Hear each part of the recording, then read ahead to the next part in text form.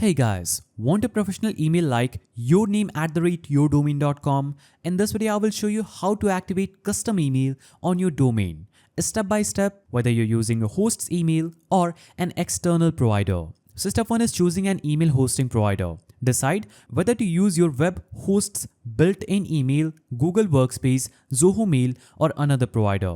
Many hosting plans include free custom email, but external services offer more features. Now, log into your domain registrar or hosting account and find the DNS settings. This is where you will update the MX records to connect your email services. Navigating to step 3, setting up the MX records. So your email provider will give you a specific MX records. Go to the DNS section and delete any existing MX records.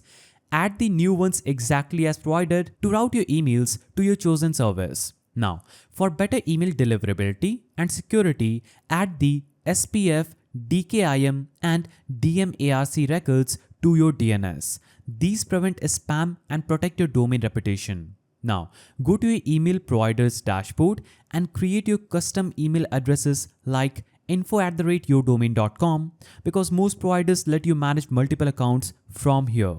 Send test emails to and from your new custom address to ensure everything is working, and it might take a few minutes for DNS changes to fully activate.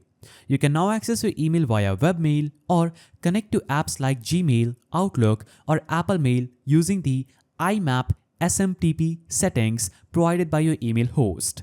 If you found this guide helpful, please don't forget to give it a thumbs up, and thanks for watching.